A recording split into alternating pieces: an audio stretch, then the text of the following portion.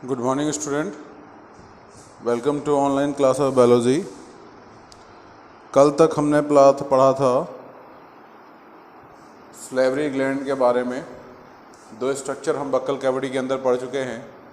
एक पढ़ चुके हैं टीथ, दूसरा सलेवरी ग्लैंड। तीसरा जो स्ट्रक्चर आता है आपका, वो आता है आपका टंग। ठीक है, क्या है? टंग। कहता है टंग जो होता है एक मस्कुलर स्ट्रक्चर है जो कि फ्रेनुलम किसके द्वारा? जो कि फ्रेनुलम के द्वारा अटैच होता है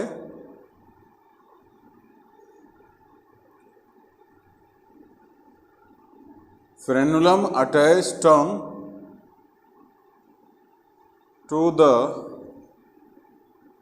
floor of buccal cavity। Buccal cavity के फ्लोर से टंग को अटैच करने का काम किसका होता है? फ्रेनुलम का होता है। दूसरा,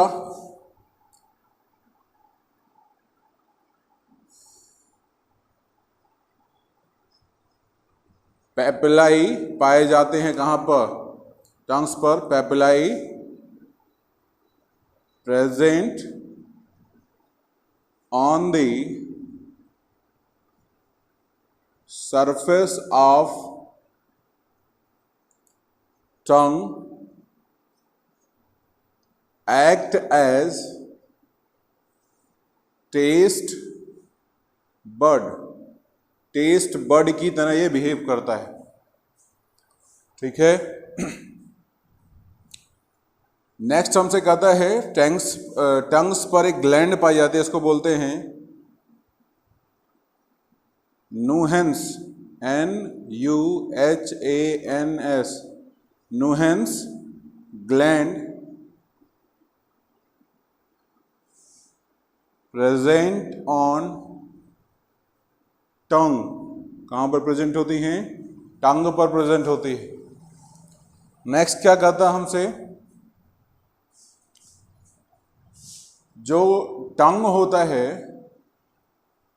उस पर जो टेस्ट बड होते हैं, सबसे पहले ऊपर की ओर यहाँ पर, और ये रीजन एपेक्स का रीजन, यहाँ पर स्वीट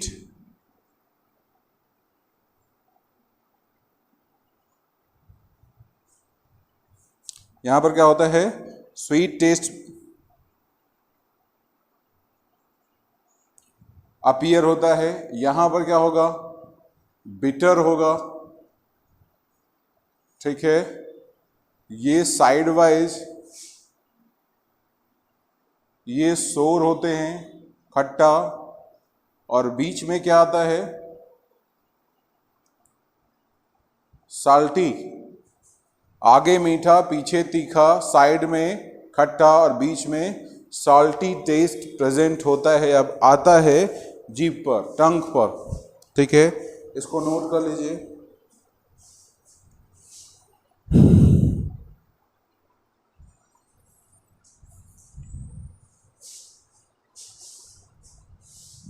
इसके बाद आपका आता है, ये तो बक्कल कैविटी था, फर्स्ट स्ट्रक्चर था एलिमेंट्री कैनाल का। अब हम बढ़ेंगे दूसरा स्ट्रक्चर एलिमेंट्री कैनाल का, और एनिमल्ट्री कैनाल का जो दूसरा स्ट्रक्चर था वो था आपका फेरिंग्स। क्या था? फेरिंग्स। जरा ध्यान से देखिए।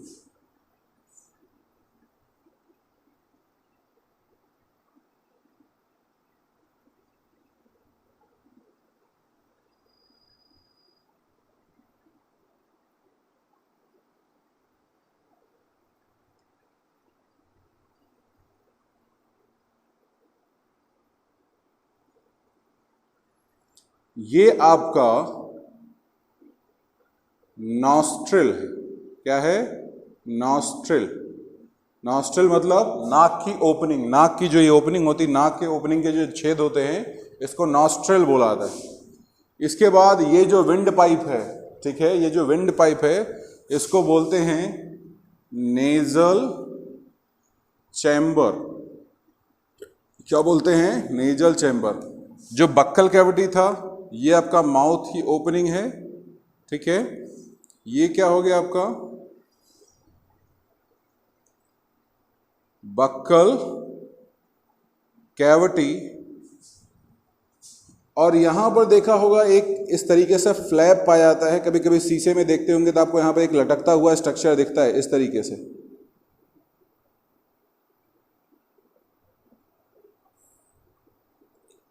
इसको बोलते हैं एपीग्लॉटिस। क्या बोलते हैं? एपीग्लॉटिस।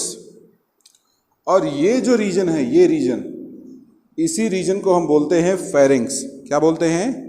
फेरिंग्स बोलते हैं। इस फेरिंग्स के दो पार्ट होते हैं। नेबल चैम्बर का जो फेरिंग्स होता है इसको बोलते हैं नाजो फेरिंग्स। क्या बोलते हैं? नाजो फेरिंग्स।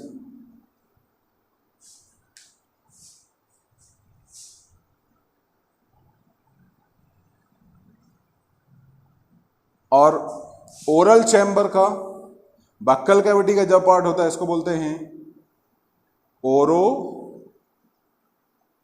फेरिंग्स। इसको ओरो फेरिंग्स बुलाता है, ठीक है। नेजल चैम्बर से जो फेरिंग्स का रीजन आएगा नेजो फेरिंग्स, ठीक है। मतलब फेरिंग्स के दो पार्ट हो गए, पहला पार्ट नेजो फेरिंग्स, ठीक है, और दूसरा पार्ट क्या हो गया? ओरो फेरिंग्स। नेजो फेरिंग्स और ओरो फेरिंग्स, इन दोनों को मिला करके हम क्या बोलते हैं? फेरिंग्स बोलते हैं। ये जो रीजन है इसको बोला जाता है ओइसोफेगस। क्या बोलते हैं? ओइसोफेगस। और ये जो हमारा फेरिंग्स रीजन होता है, ये जब नीचे जाता है तो यहां पर देखिए दो चीजें होती हैं। जब ये नीचे गया तो नीचे जाने के बाद इसको दो स्ट्रक्चर मिलते हैं, एक आगे का पार्ट, ठीक, और एक पीछे का पार्ट। और इन दोनों पार्ट पर कवरिंग प्रेजेंट होती है। एक ढक्कन यहां पर होता है और दूसरा ढक्कन आपका यहां पर होता है। और यहां पर दो पाइप आपको दिख रहे होंगे, एक आगे का एक पीछे का। आगे का जो पाइप होता है इसको बोलते हैं विंड पाइप। क्या बोलते हैं? विंड पाइप, जिसको ट्रैकिया बोला जाता है। और पीछे का इसको बोलते हैं फूड पाइप। क्या बोलते हैं? Food pipe. ये फूड पाइप क्या है? यही ओइसोफेगस है, ठीक है। तो कहता है कि ये तो आपका फेरिंग्स रीजन हो गया। फेरिंग्स रीजन जहां पर ओपन होता है वहां पर दो ओपनिंग होती है, एक विंड पाइप की ओपनिंग होती है और एक फूड पाइप की। आगे की तरफ, ठीक है, वेंट्रल साइड पर क्या होगा? विंड पाइप होगा, और पीछे की तरफ फूड पाइप। और ये जो इनकी कवरिंग है ना, इस कवरिंग को बोलते हैं ग्लॉटिस। जो फूड पाइप और विंड पाइप की जो कवरिंग है, इस कवरिंग को क्या बोला जाता है? इसको बोलते हैं ग्लॉटिस। नोट कर डालिए।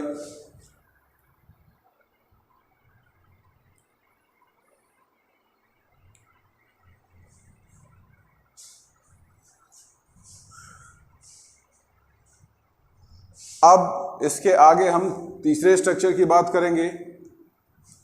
तीसरा और चौथा स्ट्रक्चर एक साथ देखते हैं, ओइसोफेगस और स्टमक। कहता है ओइसोफेगस जाकर के आपका ओपन होता है एक जे शेप स्ट्रक्चर में, और ये जे शेप स्ट्रक्चर बाद में आपका जाकर के ओपन हो जाता है किसमें? स्मॉल इंटेस्टाइन के एक पार्ट में।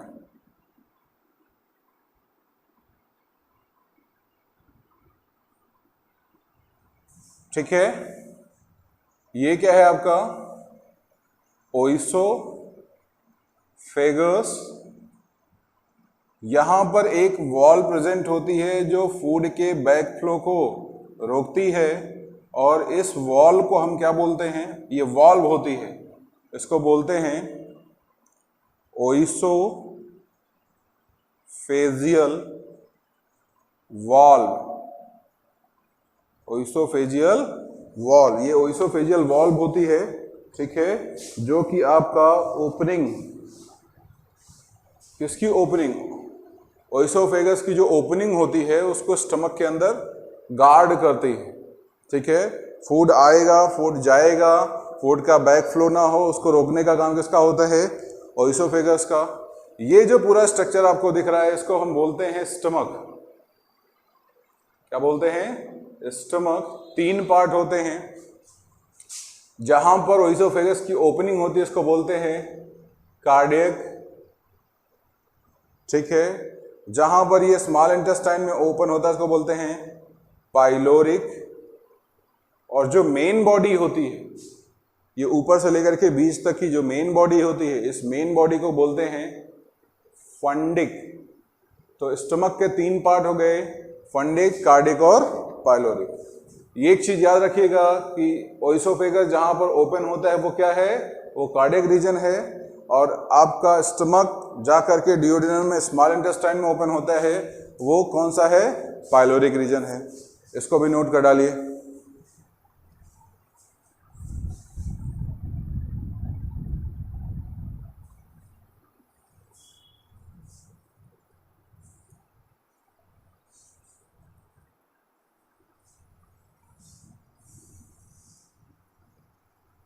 इसके बाद हम बात करेंगे स्मॉल इंटेस्टाइन की।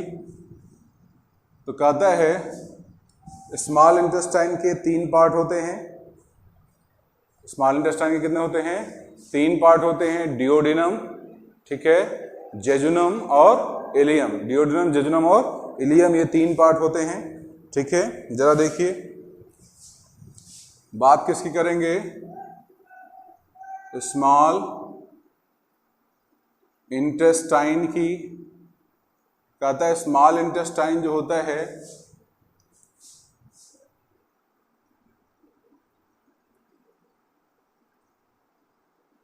इस स्मॉल इंटेस्टाइन में मैक्सिमम डाइजेशन होता है। मैक्सिमम डाइजेशन का प्रोसेस कहां पर होता है, स्मॉल इंटेस्टाइन में, ठीक है। अगर लेंथ वाइज देखा जाए तो स्मॉल इंटेस्टाइन की लेंथ लार्ज इंटेस्टाइन से ज्यादा होती है। लंबाई, लेंथ, या लेंथ ना लिखो, हमसे कहता है कि small intestine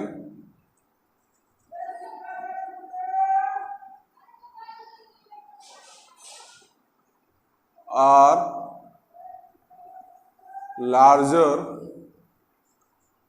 then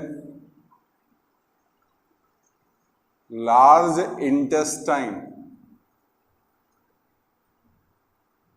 small intestine क्या होता है, लेंथ में लार्ज इंटेस्टाइन से क्या होता है, बड़ा होता है। एक चीज ये याद रखिएगा। दूसरा, पार्ट ऑफ स्मॉल इंटेस्टाइन, तो 3 पार्ट होते हैं। पहला है आपका डियोडिनम, ठीक है। दूसरा पार्ट है आपका जेजुनम, फिर इलियम, ठीक है। हमारे पास स्मॉल इंटेस्टाइन के ये 3 पार्ट होते हैं, डियोडिनम, जेजुनम और इलियम। इन्हीं 3 पार्ट से मिलकर के आपका स्मॉल इंटेस्टाइन बना होता है, ठीक है। और हमसे कहा क्या जाता है कि अगर लंबाई की बात की जाए तो लंबाई में जो स्मॉल इंटेस्टाइन होता है, ठीक है, उसकी लेंथ जो होती है वो लार्ज इंटेस्टाइन से बड़ी होती है, ठीक। इसके बाद हम करें बात इसी में लार्ज इंटेस्टाइन की। तो कहता है लार्ज इंटेस्टाइन जो होता है स्मॉलर देन छोटा होता है किससे? स्मॉल इंटेस्टाइन से। स्मॉल इंटेस्टाइन से क्या होगा? छोटा होगा, ठीक है। Water, drug and alcohol.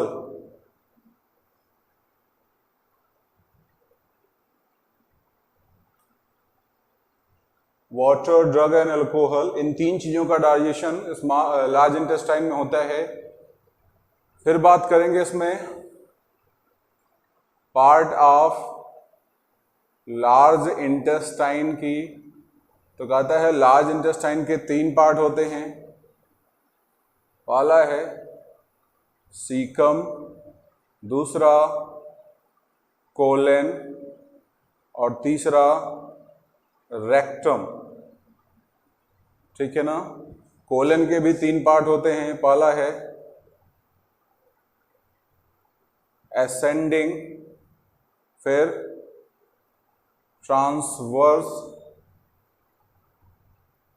और तीसरा डिसेंडिंग। इस तरीके से आता है असेंडिंग, ट्रांसवर्स, डिसेंडिंग और फिर आकर के आपका रेक्टम में ओपन होता है, ठीक है। तो ये याद रखिएगा, स्मॉल इंटेस्टाइन में मैक्सिमम डाइजेशन होता है, लार्ज इंटेस्टाइन में मिनिमम डाइजेशन होता है। वाटर, ड्रग और अल्कोहल का लेंथ की बात कर जाए तो स्मॉल इंटेस्टाइन की लेंथ ज़्यादा होती है, लार्ज इंटेस्टाइन की लेंथ कम होती है। पार्ट की बात करें तो डियोडिनम, जेजुनम और इलियम, ये 3 पार्ट हैं इसके, और सीकम, कोलन और रेक्टम, ये 3 पार्ट हैं आपके लार्ज इंटेस्टाइन के। ये तो हमने बात कर ली एलिमेंट्री कैनाल की। अब इसी में बात करें wall of alimentary canal. Wall of alimentary canal, alimentary canal की वॉल जो होती है, 4 वॉल होती हैं। पहला है आपका सिरोसा, पहला क्या है? सिरोसा। दूसरा मस्कुलेरिस, तीसरा सब म्यूकोसा और चौथा म्यूकोसा। ये 4 लेयर होती हैं। इन्हीं 4 लेयर से मिलकर के आपका जो एलिमेंट्री कैनाल की वॉल होती है वो बनी होती है। कौन कौन सी? सिरोसा, मस्कुलेरिस, सब म्यूकोसा और म्यूकोसा। सिरोसा जो होती है ये बनी होती है आपका मीजोथीलियम से।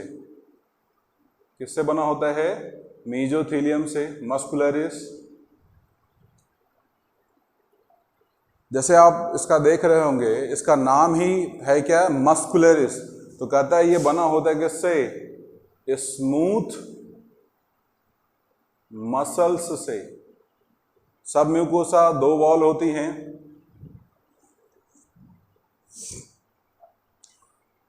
दो तरीके की मसल्स पाए जाते हैं, एक होता है सर्कुलर, एक होता है लॉन्गिट्यूडनल। आपने अर्थवॉर्म का स्ट्रक्चर अगर देखा हो तो उसमें जो उसका मूवमेंट होता है वो 2 तरीके से होता है। एक बार तो वो अपनी लेंथ को बढ़ाता है, फिर अपनी विड्थ को घटाता है। लेंथ को जब बढ़ाता है तो विड्थ क्या हो जाती है? नैरो हो जाती है, ठीक है। और जब बॉडी को आगे की तरफ खींचता है तो उसकी वॉल कैसी हो जाती है? थिकनेस क्या हो जाती है? बढ़ती चली जाती है। तो उसमें 2 तरीके की वॉल होती है, एक लॉन्गिट्यूडनल मसल्स होता है, दूसरा सर्कुलर मसल्स होता है। हमारे एलिमेंट्री कैनाल में भी यही होता है, एक लॉन्गिट्यूडनल होता है, दूसरा क्या होता है आपका सर्कुलर होता है। अब इसमें हमसे पूछा जाएगा कि कौन सा लॉन्गिट्यूडनल है और कौन सा सर्कुलर है। तो कहता है यहां पर inner longitudinal and outer circular muscles पाई जाती हैं, और ये बना होता है लूज कनेक्टिव टिश्यू का। तो ये हमारे पास 4 लेयर हो गई, और ये चारों लेयर किसकी बनी होती है, मैंने लिख दिया, सिरोसा, मस्कुलरिस, सबम्यूकोसा और mucosa. Serosa mesothelium, muscularis smooth muscle, submucosa inner longitudinal, outer circular, जिसकी वजह से पेरिस्टाल्सिस मूवमेंट होता है कि इस तरीके से मूवमेंट होगा, ये ऊपर गया, ठीक है, और उसके बाद जो ध्यान से देखिए ये ऊपर जाएगा तो जो ये एरिया है ये क्या हो रहा है, नैरो हो रहा है, ये नैरो हो रहा है, ठीक है, तो ये जो मूवमेंट होता है, ठीक है, ये लॉन्गिट्यूडिनल मसल्स की वजह से होता है, और ये जो मूवमेंट हो रहा है पास में जो आ रहे हैं वो आपका सर्कुलर मसल्स की वजह से होता है। तो ये याद रखिएगा कि हमारा जो इंटेस्टाइन है, ठीक है, हमारा जो एलिमेंट्री कैनाल है, उसके सब म्यूकोसा में 2 लेयर पाई जाती हैं, लॉन्गिट्यूडिनल और सर्कुलर। दूसरी चीज़, हमारे बॉडी में जो एब्जॉर्प्शन का काम होता है, डाइजेस्टेड फूड का जो एब्जॉर्प्शन का काम होता है वो किसका होता है, सब म्यूकोसा लेयर का। म्यूकोसा लेयर में कई सारी ग्लैंड होती हैं जो एंजाइम का, एसिड का सेक्रेशन करती हैं, लेकिन जो सब म्यूकोसा लेयर होती है ये डाइजेस्टेड फूड को एब्जॉर्ब करती है, ठीक है। ये पूरा का पूरा एलिमेंट्री कैनाल है। अब हम हर पार्ट के फंक्शन डाइजेस्टिव ग्लैंड के साथ पढ़ेंगे, ठीक है, इसको नोट कर लीजिए, एक बार रिवाइज कर लीजिएगा। इसके आगे हम पढ़ेंगे digestive gland and function with part, जितने भी पार्ट पढ़े हैं किस पार्ट में किसका क्या फंक्शन होता है, कौन कौन सी ग्लैंड पाई जाती हैं, ठीक है, उनका फंक्शन क्या होता है, वो सारी चीज़ें हम नेक्स्ट लेक्चर में पढ़ेंगे। Thank you.